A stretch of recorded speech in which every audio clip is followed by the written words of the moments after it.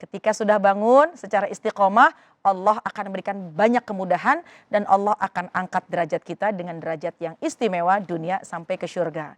Jadi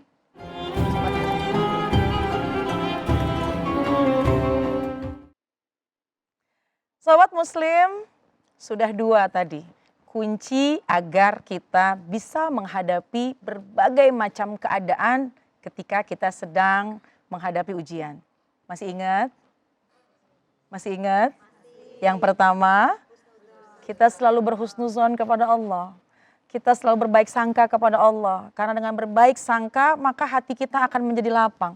Bahwa apa yang Allah berikan kepada kita, pastilah yang terbaik. Kemudian poin yang kedua, kita selalu berzikir kepada Allah. Kita ingat kepada Allah, karena ketahuilah dengan mengingat Allah, pasti hati akan menjadi tenang.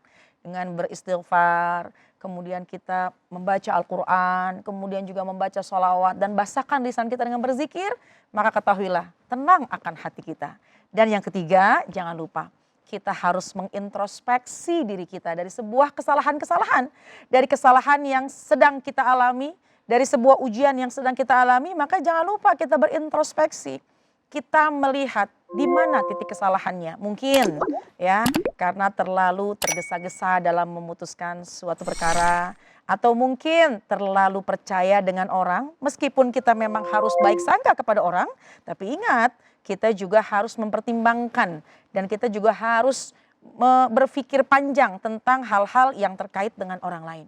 Ya, kemudian yang selanjutnya adalah tentu kita melihat bagaimana kehidupan orang lain yang juga menghadapi ujian yang sama, yang serupa, bahkan ujiannya lebih dahsyat daripada kita. Jamaah sekalian, terkadang ya kita dalam kehidupan itu merasa hidup kita tuh paling susah. Bahkan ada orang yang berani dan mau untuk bunuh diri. Kenapa? Karena merasa hidupnya ujiannya paling berat. Padahal kalau saja kita melihat kehidupan orang di luar sana yang bahkan mungkin menghadapi ujian lebih dahsyat daripada kita, maka insya Allah kita akan lebih tenang menghadapi kehidupan. Dan memang bukankah dianjurkan kita melihat kehidupan yang di bawah? Ya, unzuru ilaman huwa asfala minkum. Lihatlah sesiapa orang yang posisinya lebih bawah di antara kita. Kalau urusan dunia, misalnya kita sedang, mohon maaf, sulit menemukan kerja. Sulit menemukan pekerjaan. Tapi ketika kita melihat orang di luar sana, ya memang banyak juga yang belum mendapatkan pekerjaan. Dan ternyata mereka pun juga kehidupannya lebih sulit daripada kita. Sehingga kita mengatakan alhamdulillah. Ya, bahwa pasti ujian itu datang kepada kita, tapi pasti Allah akan berikan kemampuan. Dan Allah akan memberikan batasan-batasan yang tidak melampaui dari batas kemampuan kita. La yukallifullahu nafsan illa usaha. Tidak akan Allah menguji seorang hamba di luar dari batas kemampuannya. Dengan kita melihat, menyaksikan siapa orang yang sedang diuji juga, maka insya Allah kita tidak merasa sendirian. Kemudian juga perlu kita ini yang berikutnya adalah selalu berdoa kepada Allah. Doa ini adalah senjata kita. Ad-du'a'u silahul mu'min. Doa senjata kita. Silahkan, jamaah sekalian pasti punya doa-doa favorit. Doa itu bukan hanya menggunakan bahasa Arab, tapi mungkin juga dengan bahasa Indonesia. Curhat kepada Allah, mengeluh kepada Allah, dan minta jalan keluar dari Allah. Maka kelak insya Allah semua akan kehidupan kita baik-baik saja. Ujian yang kita hadapi insya Allah nggak akan terasa berat. Kenapa? Karena kita sandarkan kehidupan kita kepada Allah Subhanahu wa Ta'ala. Jadi gitu ya Ibu Rahma, alhamdulillah ketika tadi sudah bercerita tentang ujian dalam rumah tangganya, insya Allah setelah ini akan baik-baik saja. Saya ingin memberikan kesempatan kepada jamaah yang ada di studio untuk bisa bertanya lagi seputar masalahnya, atau bahkan ingin curhat, atau mau bagi pengalaman ketika sudah menghadapi ujian ternyata benar Ustazah setelah melewati itu saya baik-baik saja. Mungkin ada yang mau menyampaikan pengalaman atau mau bertanya. Oh, seperti yang sudah megang mikrofon, silahkan maju ke depan. Dari FKMT Jagakarsa dengan Ibu siapa? Ibu Marhana. Ibu Marhana. Terlihat matanya berkaca-kaca. Ada yang ingin disampaikan? Baik, sebelah sini. Ya, silakan. Ibu ada yang mau diceritakan atau ada yang memberikan pengalaman atau mau bertanya? Mungkin pengalaman kali Pengalaman, ya. boleh. Pengalaman saya ya. Saya pernah mendapatkan ujian yang saya rasa luar biasa. Di saat kita mendapatkan ujian dari Allah Subhanahu wa taala, memang kita harus kembali lagi kepada beliau, kepada Allah Subhanahu wa taala. Kenapa? Karena kalau kita kembali kepada Allah, insya Allah jalannya mudah. Ya. Itu yang pernah saya rasakan. Saya diuji dengan usaha saya down, dan juga dengan semuanya jatuh semua. Alhamdulillah, saya mempunyai anak 4. Di setiap malam saya bangun itu atas bangunan anak saya. Anak saya yang membangunkan saya. Setiap malam, walaupun saya pasang beker, dia selalu membangunkan saya untuk sholat malam. Dengan cara apa? Mah, bangun malam. Habis itu saya setelah bangun, kenapa? Anak saya tidur lagi. Hanya untuk membangunkan saya untuk sholat malam. Alhamdulillah, setiap malam saya lakukan seperti itu. Allah mudahkan jalannya, dan Allah berikan jalan keluar dari permasalahan saya setiap hari yang saya lakukan dalam kehidupan saya sehari-hari. Dan alhamdulillah juga hikmahnya dari permasalahan-permasalahan, ujian-ujian yang saya hadapi, saya bisa seperti ini. Alhamdulillah. Berkat doa orang tua saya juga. Karena kenapa? Orang tua saya, waktu saya masih zamannya suka duniawi, selalu bilang, Mar, ngaji. Ngaji. Mar, ngaji. Ngaji. Bilang gitu. Hanya itu pesannya. Sampai beliau meninggal, orang tua saya, sebelum beliau meninggal itu, pesannya cuma ngaji. Alhamdulillah, saya juga bersyukur orang tua saya ngaji, buka pengajian di rumah. Alhamdulillah, walaupun saya sadar orang tua saya itu nggak bisa apa-apa. Dia hanya bisa menghafal. Zaman dulu itu kan ibu-ibu menghafal gitu ya. Alhamdulillah muridnya banyak.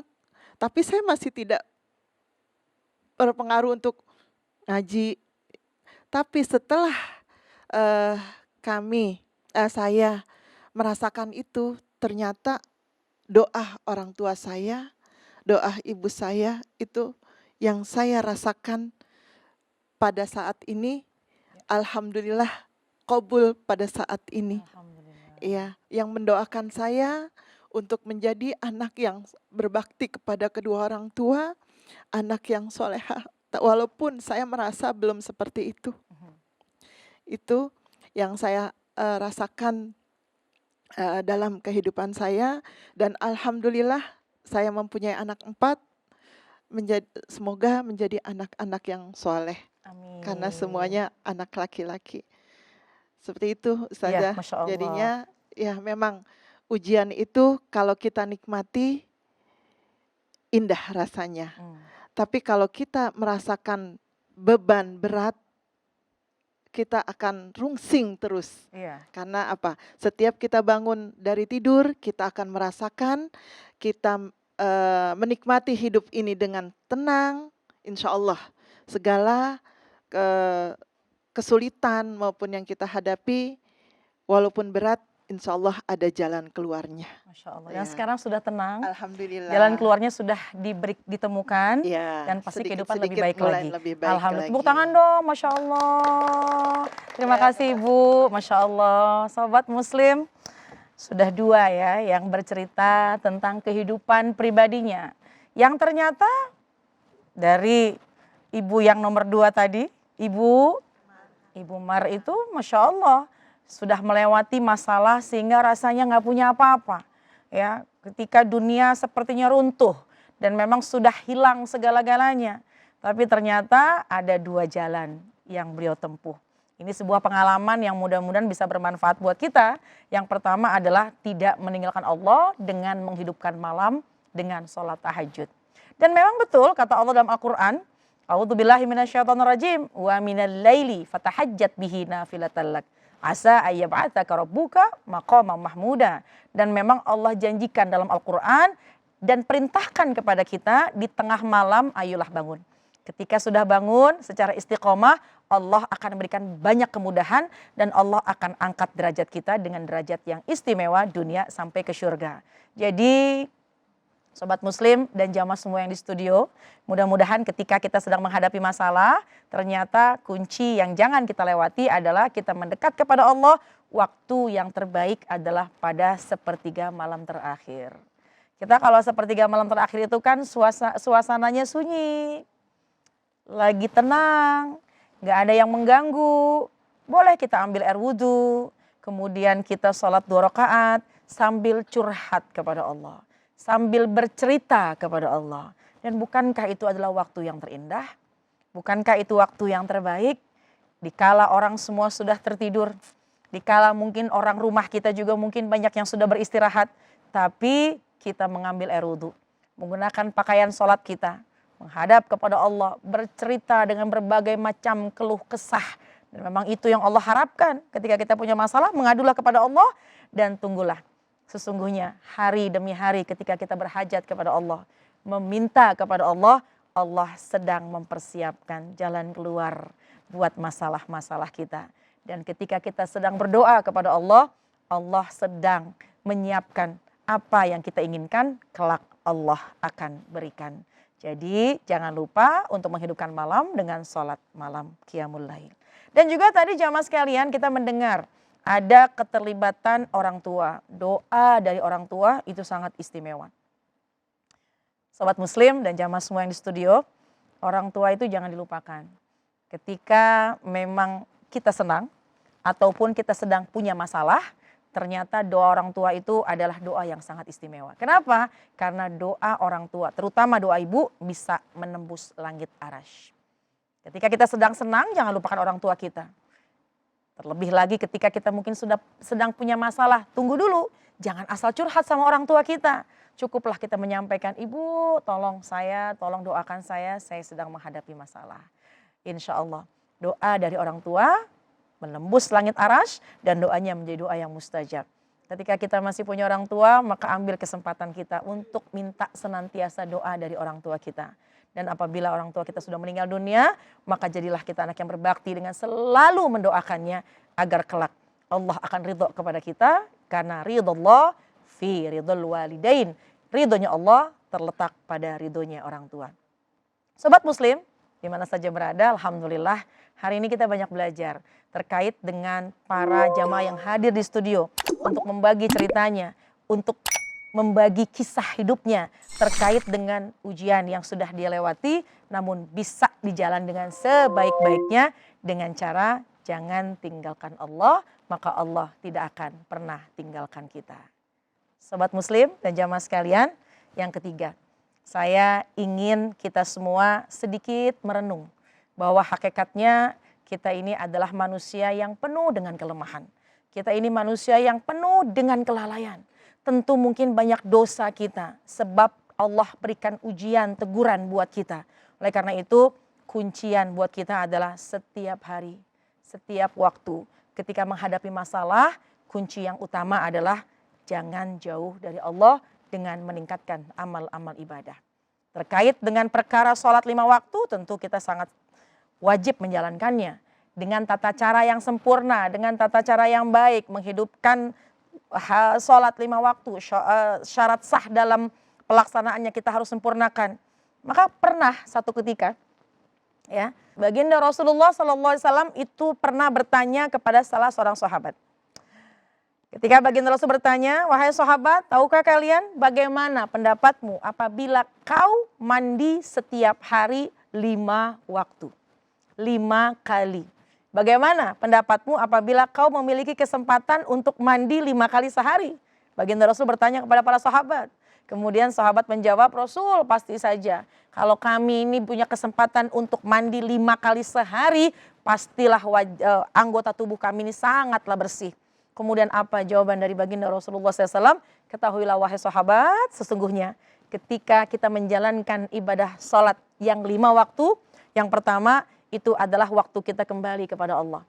Itu saat kita kembali kepada Allah, saat kita beribadah kepada Allah. Dan ketahuilah setelah kita menjalankan sholat 5 waktu, setelah kita tunaikan kewajiban kita kepada Allah, Allah berjanji akan memberikan apa yang kita inginkan. Dan kemudian Allah pun juga akan segera menghapus dosa-dosa kita. Ini bukan tanpa dalil. Tentu saja kata baginda Rasul, as-salatu ila salati mukaffiratun lima bainahuma izaj sunibatil kabair. Kamu kala Nabi SAW, kata baginda Rasul, dari salat satu ke salat berikutnya adalah sebagai penghapusan dosa kita. Jadi jamaah sekalian, jadikanlah setiap hari salat 5 waktu adalah waktu kita kembali kepada Allah. Bisa jadi ujian, sesuatu yang tidak sesuai dengan harapan kita, yang terjadi tidak sesuai dengan keinginan kita, bisa jadi itu memang bentuk teguran Allah buat kita, sebab dosa kita yang teramat banyak. Atau bahkan bisa juga karena kita melupakannya, kita melupakan Allah, kita jauh dari Allah, maka kembalikanlah kepada Allah. Maka kembalilah kita kepada Allah dengan jangan pernah meninggalkan salat 5 waktu. Setelahnya berdoalah dengan doa yang terbaik, insya Allah semua yang kita inginkan akan Allah berikan, dan semua urusan kita akan Allah mudahkan, dan yakinlah semua dosa-dosa kita akan Allah hapuskan. Amin ya rabbal alamin.